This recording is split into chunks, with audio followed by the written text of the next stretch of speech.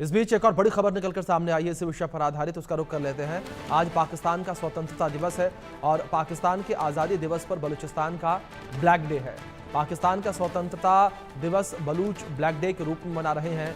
60 million लोग बलूचिस्तान में black day मना रहे हैं, विरोध कर रहे हैं और पाकिस्तान से हमें आज़ादी चाहिए, ये कहना है बलूचों का। ये बड़ी खबर है, जहां एक और पाकिस्तान अपना आज़ादी का जश्न मना रहा है, तो वहीं इस जश्न के बीच बलूचिस्तान के जो लोग हैं, बलूच लोग जो हैं वो विरोध कर रहे हैं, ब्लैक डे मना रहे हैं और पाकिस्तान का विरोध सीधे तौर पर कर रहे हैं और सीधे तौर पर बलूच लोग अपनी आज़ादी की मांग कर रहे हैं। वो कह रहे हैं कि हमें आज़ादी चाहिए। तो लगातार पाकिस्तान का विरोध बलूचिस्तान में देखने को मिल रहा है। बलूचों के द्वारा ये विरोध जो है वो पूरा किया जा रहा है पाकिस्तान का। तो बड़ी संख्या में विरोध जो है वो देखने को मिल रहा है। बड़े स्तर पर बलूचों के द्वारा ये पूरा विरोध देखने को मिल रहा है, जहां पाकिस्तान एक और अपना आज़ादी का जश्न मना रहा है, तो इस जश्न के बीच बलूच लोग जो हैं वो सीधे तौर पर विरोध प्रदर्शन करते हुए नजर आ रहे हैं और बलूचिस्तान के लोग अपनी आज़ादी की मांग कर रहे हैं। ब्लैक डे बलूच लोगों के द्वारा ये बनाया जा रहा है और अपनी आज़ादी की मांग जो है बलूचों के द्वारा की जा रही है। ये बड़ी अपडेट है जो इस बीच निकल कर सामने आई है। बलूच जो है वो अपनी आज़ादी की मांग लगातार कर रहे हैं और इसी कड़ी में वो ब्लैक डे मना रहे हैं। तो बलूचिस्तान में पाकिस्तान के खिलाफ ब्लैक डे जो है वो देखने को मिला। पाकिस्तान के स्वतंत्रता दिवस के खिलाफ प्रदर्शन देखने को मिला है। बलूचिस्तान में पाकिस्तान के खिलाफ ब्लैक डे देखने को मिला। पाकिस्तान के स्वतंत्रता दिवस पर बलूचिस्तान का ब्लैक डे है ये, और पाकिस्तान का स्वतंत्रता दिवस बलूच ब्लैक डे के रूप में मना रहे हैं। 60 मिलियन लोग बलूचिस्तान में ब्लैक डे मना रहे हैं और बलूचों को पाकिस्तान से आज़ादी चाहिए। आज़ादी के आंदोलन ने बलूचिस्तान में जोर पकड़ लिया है। इसी कड़ी को लेकर, इसी विषय को लेकर लगातार जो बलूच है अपनी आज़ादी को लेकर मांग कर रहे हैं। उनका ये कहना कि हमें आज़ादी चाहिए। बलूच 14 अगस्त को क्यों मना रहे हैं ब्लैक डे, ये भी एक सवाल उठता नजर आ रहा है। तो कुछ इस तरीके से अपडेट्स हैं कि पाकिस्तान ने बलूचिस्तान पर जबरन कब्जा किया हुआ है। पाकिस्तानी आर्मी बलूचिस्तान के लोगों पर जुल्मों सितम ढा रही है और पाकिस्तान के अत्याचार से बलूचिस्तान के लोग परेशान हैं और बलूचिस्तान के लोगों को बोलने की आज़ादी तक नहीं मिलती। पाकिस्तान बलूचिस्तान के प्राकृतिक संसाधनों का दोहन करता है। पाकिस्तान बलूचों को बुरी तरीके से प्रताड़ित करता है। युवाओं को बेहतर जन सुविधाएं भी नहीं मिल पा रही हैं। शिक्षा, स्वास्थ्य और बिजली की सुविधा भी ठीक से उपलब्ध नहीं है। पाकिस्तानी आर्मी ने बलूचिस्तान में जुल्म और सितम की सारी हदें पार कर दी हैं। तो लगातार जो है जुल्म और सितम की सारी हदों को पाकिस्तान जो है पार करता नजर आ रहा है। इस बीच हमारे साथ खास मेहमान अरविंद सिंह तेजावत जी जुड़ गए हैं, विदेश मामलों के जानकार। बहुत स्वागत है अरविंद जी आपका इंडिया न्यूज पर। अरविंद जी, सबसे पहला सवाल मेरा आपसे यहाँ पर यही है कि जहाँ एक और पाकिस्तान में आज़ादी का जश्न मनाया जा रहा है और उस जश्न में भी खलल पड़ जाता है जब गोलीबारी देखने को मिलती है, और ये तो उनके दावे हैं, लेकिन दूसरी ओर अगर बात बलूचिस्तान को लेकर की जाए, जिस तरीके से बलूचिस्तान में ब्लैक डे मनाया जा रहा है, बड़ी संख्या में 60 मिलियन यह आंकड़ा है जो लोग ब्लैक डे मना रहे हैं, किस तरीके से आप देखते हैं? ब्लैक डे तो उनका बनता है क्योंकि जी आजादी का जो फायदा है, जो निचले तबके तक जाना चाहिए वह पहुंचा नहीं है। और ऐसा इसलिए हुआ है अभिषेक जी की जो कम्युनल पॉलिटिक्स होती है, ये उसकी नियति होती है। क्योंकि जो कम्युनल पॉलिटिक्स होती है वो बहुसंख्यता को साथ में लेकर चलती है। तो शुरुआत में उन्होंने मुस्लिम मौका समर्थन हासिल करने के लिए पाकिस्तान का इस्लामीकरण किया, और इस्लामीकरण करने के बाद में उस समय उनके जो निशाने पर थे वो हिंदू थे।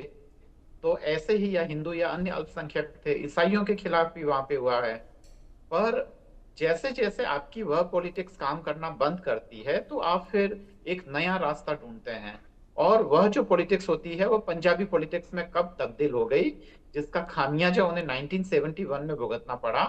बांग्लादेश उनसे अलग हो गया, उसके बावजूद भी वहां के हुक्मरान इस चीज को नहीं समझे और उसी पॉलिटिक्स को या उसी राजनीति को, जो कि बहुसंख्यक की राजनीति है, और केवल पंजाबियों को या केवल जो पाकिस्तान के जो समृद्ध प्रदेश हैं और वहां से अगर पॉलिटिक्स संचालित होगी, और क्योंकि बलूचिस्तान से जो जितना रिप्रेजेंटेशन होना चाहिए बहुमत के लिए वह उतना नहीं हो पा रहा है। तो एक तरीके से जो बलूचिस्तान है जी वह हमेशा से उपेक्षा का शिकार हुआ है, और वहां के संसाधनों का इस्तेमाल जो है वह पाकिस्तान ने किया है, खासकर वहां के हुक्मरानों ने। तो बिल्कुल ठीक है, बलूच लोगों की जो मांगे हैं वो भी जायज हैं कि विकास का जो रोशनी है उन तक भी पहुंचे, और वहां पे भी विकास हो, सड़कें बने, अस्पताल बने, स्कूलें बने। अभिषेक जी। जी। जी। अरविंद जी, दूसरी ओर जिस तरीके से बलूचों का आंदोलन अब एक नए स्तर पर पहुंचता हुआ नजर आ रहा है, आप क्या आपको लगता है कि बलूचिस्तान पाकिस्तान से अलग हो जाएगा, या आपको लगता है कि बलूचिस्तान के लोग कितनी भी मांग क्यों ना कर लें, कितना भी आंदोलन क्यों ना कर लें, लेकिन आजादी मुश्किल है? आ, ये कहना तो बहुत मतलब बहुत जल्दबाजी होगी कि आजादी मुश्किल है या नहीं है। जी पर जो बलूचों का आंदोलन है वह काफी लंबे समय से चला आ रहा है, वह काफी दशकों पुराना है। ऐसा नहीं है कि वह केवल कुछ ही वर्षों में उनका आंदोलन वह शुरू हुआ है। आपको पता है कि एक बार जो पाकिस्तानी एयरलाइंस की जो फ्लाइट है, वो जो विमान है उसको अपहरण करके वो भारत तक ले आए थे, पर बाद में जी फिर भारत ने अपना कहा कि भाई आप कहीं और दूसरा ठिकाना देखिए। तो बलूचों का आंदोलन है वो तो बहुत ही पुराना आंदोलन है। पर हाँ, इस समय वो दरअसल थोड़ा सा सक्रिय हुआ है, और उसमें हिंसा है वो थोड़ा सा ज्यादा बढ़ी है। तो कितना समय लगेगा यह प्रेडिक्ट करना बहुत ही मुश्किल होता है, पर अचानक से हो भी सकता है कि आजादी का आंदोलन वह अचानक से अपना एक बहुत ही बड़ा या विकराल रूप धारण कर ले। ऐसा संभव है, क्योंकि जब पानी उबलता है तो हमें पता नहीं चलता है कि वह कितना गर्म है, पर जैसे ही पानी को गर्म करते करते अचानक से उसमें बहुत सारे ढेर सारे बुलबुले वो शुरू होते हैं। तो लगभग जो आंदोलन होते हैं या विद्रोह होते हैं उनकी तुलना भी ऐसे ही की जा सकती है कि जो हमें गर्म होता पानी हमें दिख रहा है कि शांत है, वह अचानक से कब जी उबलने लग जाए इसकी कोई गारंटी नहीं होती है। अभिषेक जी जी। जी बिल्कुल। इस बीच हमारे साथ एक और खास मेहमान जुड़ गए हैं, उनका परिचय मैं करवा दूं। हमारे साथ रिटायर्ड मेजर मोहम्मद अली शाह जी जुड़ गए हैं, रक्षा विशेषज्ञ के तौर पर। आप अली शाह जी, अगर बात यहाँ पर की जाए बलूचिस्तान के आंदोलन को लेकर, जिस तरीके से बलूच ब्लैक डे आज मना रहे हैं, क्या आपको लगता है कि पाकिस्तानी सरकार जो है वो घुटने टेकेगी बलूचिस्तान के आगे, क्योंकि बड़े स्तर पर अब विरोध प्रदर्शन होता हुआ नजर आ रहा है? जी अभिषेक भाई, देखिए, ऑप सिंदूर जब चल रहा था उसी टाइम पे ही बलूचिस्तान ने अपने लिए इंडिपेंडेंस घोषित किया था और कहा, जी डिक्लेयर किया था कि हम इंडिपेंडेंट हैं और हिंदुस्तान की सरकार हमको न्योता दे और आके हमारी एम्बेसी इस्टेब्लिश करे हिंदुस्तान में। इन्होंने बहुत से बलूचियों को पकड़ के, एक्टिविस्ट को जेल किया था, बदसलूकी जी की है। तो अब ये वक्त आ गया था बलूचिस्तान के पास कि और कोई चारा भी नहीं था। पाकिस्तान की सरकार अगर इतनी कंसर्न होती तो बलूचिस्तान के लोगों को जी आकर मेज पे डायलॉग करती, बातें करती कि तुम्हारी डिमांड्स क्या है। आपको याद होगा जो इन्होंने ट्रेन के ऊपर हमला करके ट्रेन में से बहुत से बंधक लिए थे इन लोगों ने, जाफर एक्सप्रेस। और बीएलए, बलूचिस्तान लिबरेशन आर्मी, इनके ऊपर भारी पड़ गई है। जी लेकिन बलूचिस्तान, मुझे लगता नहीं कि बीएलए या बलूची हारने वाले हैं। इनको पूरा हक है अपनी आजादी की लड़ाई लड़ने का।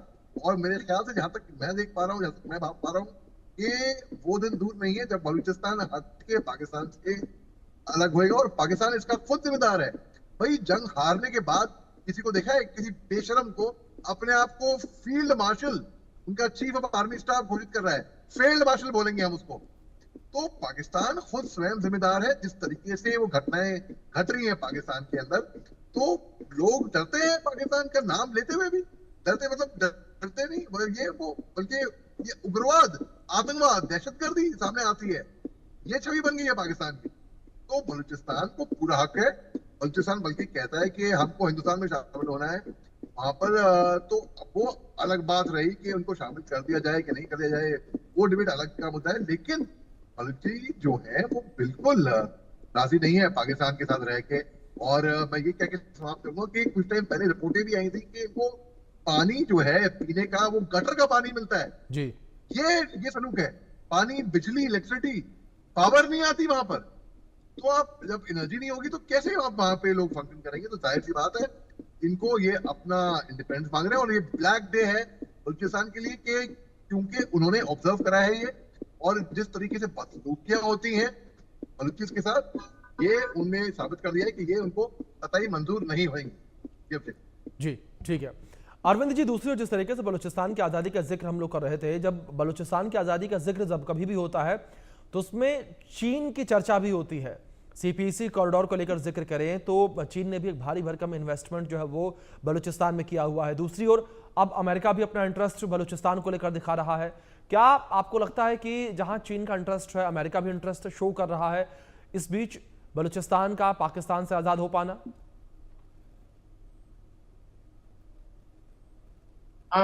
देखिए, चीन की तो उस प्रदेश में रुचि है ही, और अमेरिका जी की भी है, क्योंकि जो वहाँ की जो पहाड़ियां हैं उनके नीचे खनिजों के पर्याप्त भंडार हैं, और एक जी अंदाज यह भी है कि पेट्रोलियम भी हो सकता है, जिसके बारे में अभी जो सर्वे या रिसर्च करना अभी बाकी है। अमेरिका को जी ऐसा यकीन है कि वहाँ पेट्रोलियम हो सकता है। तो है, पर जहां तक चीन का जो सीपीसी जो कॉरिडोर है, ये दरअसल एक बहुत बड़ा प्रोजेक्ट है, और इस प्रोजेक्ट के तहत बहुत सारे जो छोटे छोटे प्रोजेक्ट्स हैं वो जुड़े हुए हैं, जैसे रोड प्रोजेक्ट हैं, पावर प्रोजेक्ट्स हैं, लाइट वगैरह, ये सब वहां बिजली देने के लिए। तो वो सारे ही जो प्रोजेक्ट्स हैं वो मिलकर जो चाइना ये चला रहा था, पर इसकी वजह से वो दरअसल वहां के संसाधनों का उपयोग करके, उनकी जमीन का इस्तेमाल करके चीन अपने निजी हितों के लिए सब कर रहा था। जब बलूचों को यह पता चला तो उन्होंने प्रोटेस्ट किया, और प्रोटेस्ट करने के बाद में जो वहां के जो चीनी कामगार थे, और वहां के जो तमाम जो खासकर जो टेक्नीशियंस, जो इंजीनियर्स वगैरह थे, या जो थे, तो उनपे जो बलूच लोगों ने उन पे हमले भी किए। और हमला करने के बाद में जब पाकिस्तान सरकार उनको सुरक्षा देने में नाकामयाब रही, तो फिर चीन ने ये कहा कि अगर आपसे नहीं होता है तो हम ये सुरक्षा अपने हाथ में ले सकते हैं। तो चीन भी कोई बहुत ज्यादा खुश नहीं है। मुझे लगता है कि आगे आने वाले समय में जो पाकिस्तान है वो अमेरिका और इन चीन दो पार्टों में वह पिस सकता है, अगर उसकी विदेश नीति स्वतंत्र नहीं रही और ढुलमुल प्रकृति की रही, और उसने अपना हित भारत से अच्छे संबंधों में नहीं देखा, तो पाकिस्तान की दुर्गति होना तय है। अभिषेक जी अली शाह जी, दूसरी ओर जिस तरीके से पाकिस्तान को लेकर बात की जाए, पाकिस्तान जो समय समय पर यह दावे करता है कि स्थितियां जो है वो अंडर कंट्रोल्ड है, लेकिन अगर पाकिस्तान के ही आज़ादी के जश्न को लेकर बात की जाए, अली शाह जी, आज की ही खबर है ये कि जहां पाकिस्तान के आज़ादी के जश्न के दौरान भारी गोलीबारी देखने को मिली, 60 से ज़्यादा लोग गंभीर रूप से घायल, 3 लोगों की मौत की खबर सामने आई। ऐसी स्थिति में कैसे देखा जाए पाकिस्तान को, कैसे उसकी बातों पर विश्वास किया जाए? अरे जी, आपका कहना बिल्कुल सही और आपका सवाल बड़ा अच्छा है। जी तो देखिए, पाकिस्तान की बातों पे बिल्कुल भी यकीन नहीं, मतलब उंगलियां जला चुके हैं पाकिस्तान की बातों पे यकीन करके। जी तो अब टाइम टू टाइम वो कुछ बात करेगा। ये इंफॉर्मेशन वॉरफेयर बड़ा अच्छा खेलता है, ये बात मैं दाग देता हूँ, इसमें तो कोई शक की बात नहीं है। वो जिस तरीके से इन्होंने ऑपरेशन सिंदूर, जहां पर हार हुई थी, पूरी तरह से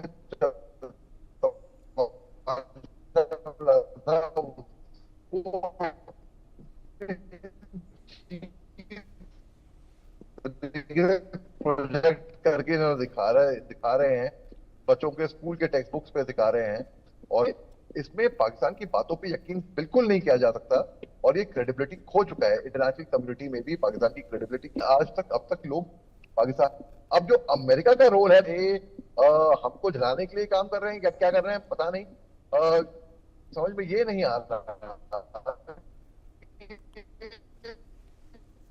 अली शाह जी, मैं आपका रुख करूंगा दोबारा, मैं आपसे दोबारा बात करूंगा इसी सवाल पर। किसी तकनीकी खामी की वजह से आपकी आवाज हम तक सही तरीके से नहीं पहुंच पा रही है।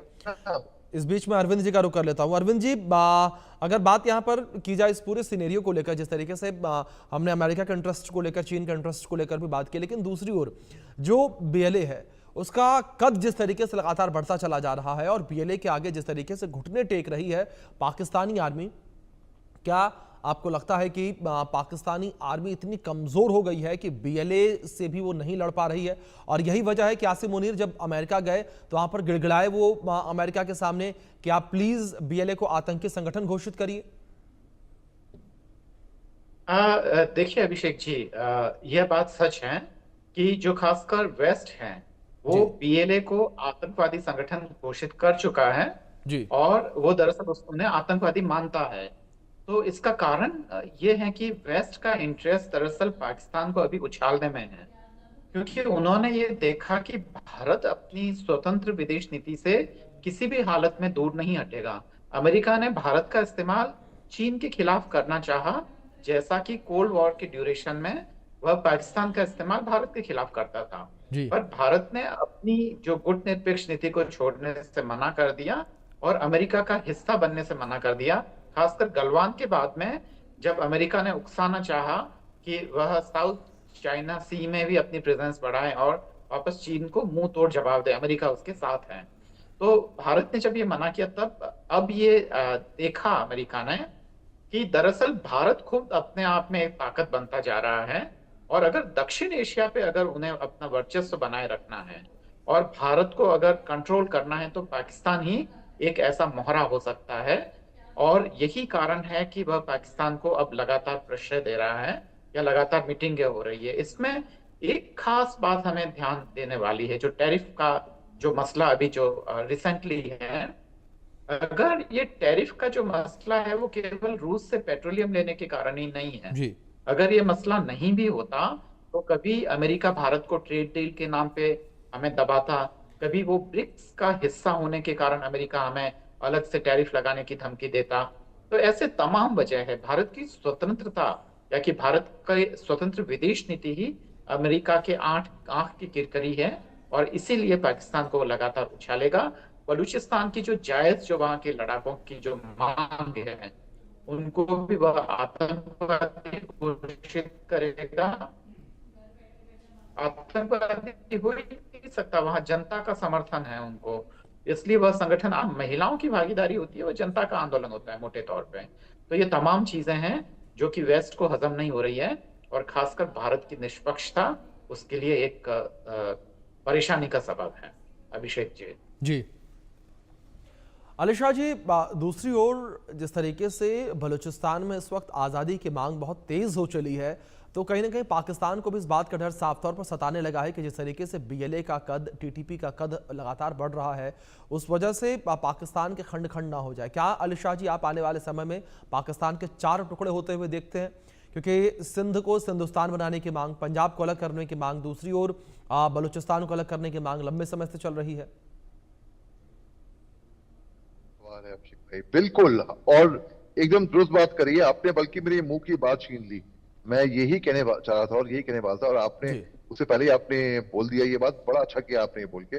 देखिए पाकिस्तान का ये अलग टुकड़ों, जैसे कि 71 में हमने 2 टुकड़े किए थे पाकिस्तान के, बांग्लादेश अलग, तभी ईस्ट पाकिस्तान था, और वेस्ट पाकिस्तान जो पाकिस्तान, वैसे ही आप देखिए सिंध प्रोविंस अलग, पीओके अलग, बलूचिस्तान अलग, पंजाब प्रोविंस अलग। सिंध में बल्कि सिविल वॉर हुए हैं, वहां पर आर्मी आती है और सर्विंग आईजी ऑफ पुलिस को उठा के ले आती है होटल के कमरे में से रातों रात। तो ये बहुत ही पाकिस्तान में होता है और कहीं पे नहीं हो सकता। तो जी हाँ, बिल्कुल टुकड़े तो इसके होंगे जरूर, वो तो इसमें बात तय है। अब कब होंगे? बहुत जल्दी होंगे। और जिस तरीके से, और इसकी जिम्मेदार कौन होगी? पाकिस्तान की मिलिट्री मेन जिम्मेदार होगी। और जब भी आप मिलिट्री और पॉलिटिक्स को मिक्स करते हैं तो नतीजा सामने है। बांग्लादेश में आप देखिए अभी क्या हालत बने हुए हैं, क्योंकि बांग्लादेश में तकरीबन मोटे मोटे तौर पर अगर मैं बोलूं तो 30 कू मिलिट्री रूल हो चुके हैं।